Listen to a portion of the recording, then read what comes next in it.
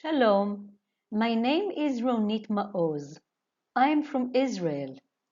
Living in the land of the Bible, I'm exposed to the tangible reality of the Bible. Today, I want to share with you the concept of the tree of light. Wherever you are right now in the Northern Hemisphere, you're experiencing that the days are getting shorter. The decreasing hours of daylight and the increasing hours of darkness affects each and every one of us.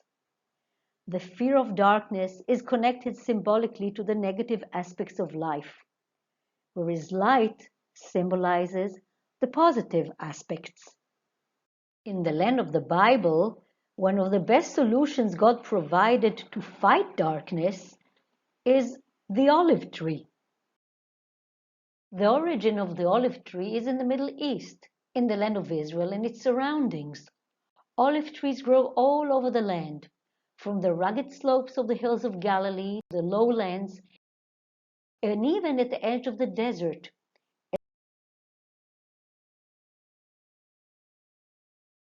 As alluded in the verse, you will have olive trees throughout your country. Deuteronomy 28:40.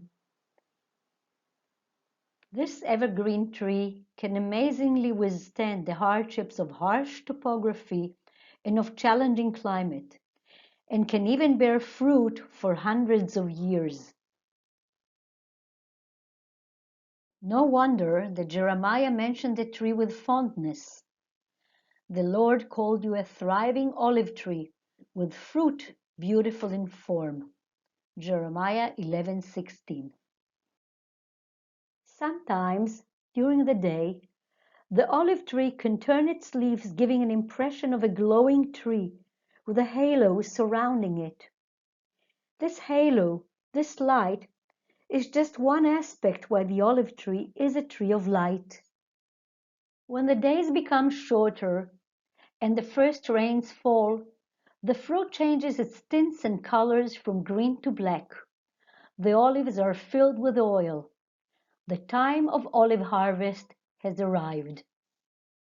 Interestingly, the Bible does not mention this laborious work elaborately as it does with the agricultural work associated with crops such as grains or grapes. Is it because the farmer was mentally and physically already more occupied with plowing and sowing grains? During this same season, harvesting the olives was done mainly by women and children. It was not just hard work, it was bustling with joyful and festive energy.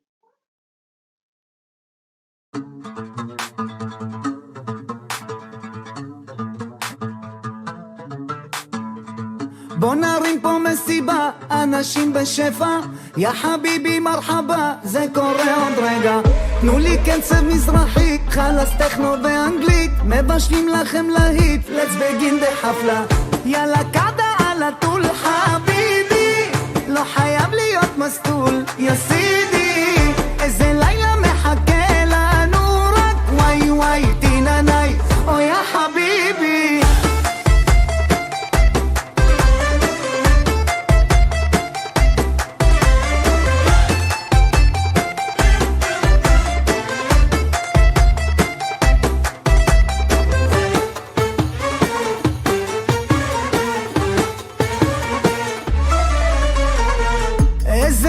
בצרחות, כל עמי ומי באים, לבושים במסכות, אווירה של החיים.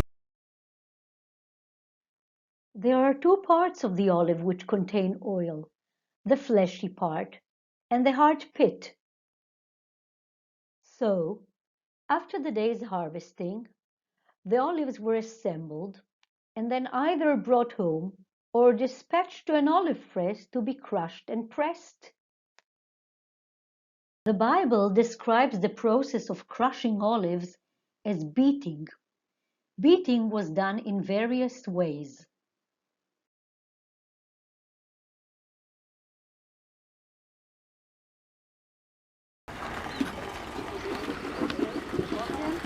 Did you see the olives before we put them? How they look?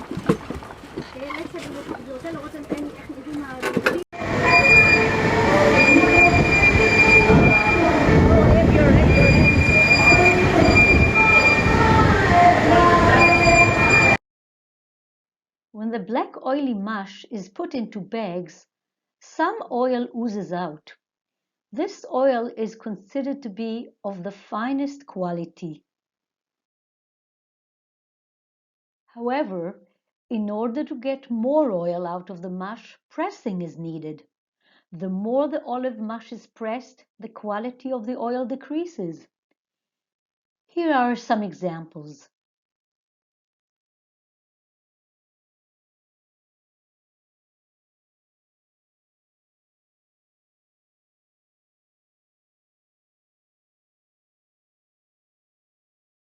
The oil extracted was stored in jars and bottles and was used for food, medicine, cosmetics, and more.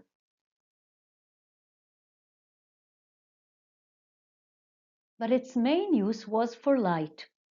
In ancient times, an oil lamp was basically a container with olive oil and a wick. As soon as the sun set, total darkness prevailed. Hence oil lamps were a necessity.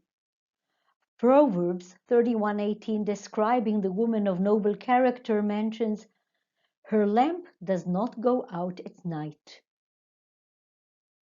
It is no wonder that biblical metaphors use the term oil lamp side by side with the term light.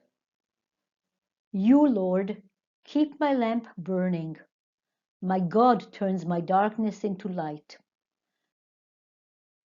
Let's return to the process of making olive oil and refer to Exodus 27:20.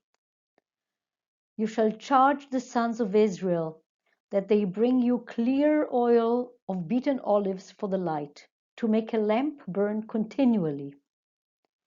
It is quite amazing that the verbs used for the production of such precious oil was beating, crushing, or pounding.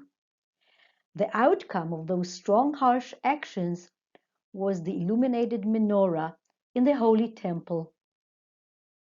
Could there be a symbolic correlation between the use of these harsh verbs and the suffering of Jesus in the Garden of Gethsemane, when Gethsemane actually means olive press? As we see in Acts 26:23, that the Messiah would suffer, and as the first to rise from the dead, would bring the message of light to his own people and to the Gentiles. And thus, after the suffering came the light. In the land of the Bible, the fruit of the olive tree ripens towards the darkest time of year. Producing olive oil is painstakingly laborious, and only after being beaten can the oil become worthy. And so olive oil is perfectly ready precisely when it's needed to bring light. So let us pray during our darkest times and hardships that we may persevere and that light will come and shine on each and every one of us.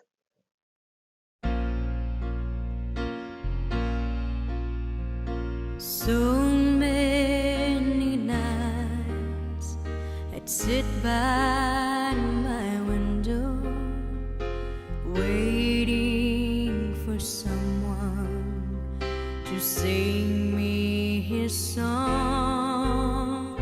So many dreams I kept deep inside me, alone in the dark. But now you've come along, and you light up my life. You give me hope to carry on. You light up my days and fill my nights with song. Rolling at sea, adrift on the waters. Could it be finally I'm turning for home?